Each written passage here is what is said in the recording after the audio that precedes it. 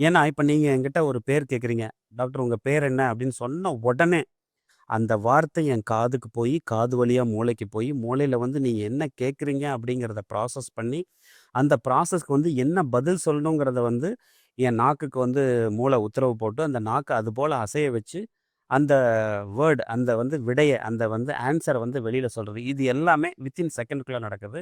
இதுதான் வந்து ரொம்ப ரொம்ப ரொம்ப முக்கியம்.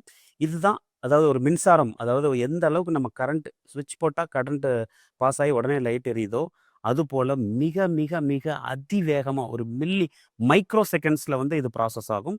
அதுபோல மூளை முழுவதுமே வந்து ஒரு ஒரு மின்சாரம் போன்ற ஒரு கரண்ட் பாஸ் ஆகக்கூடிய ஒரு விஷயம் தான் நடந்துட்டு இருக்கு. இந்த கரண்ட்ல இப்ப நீங்க பார்த்தீங்கன்னா, நீங்க ஸ்விட்ச் போடுறீங்க. ஆனா லைட் எரியல.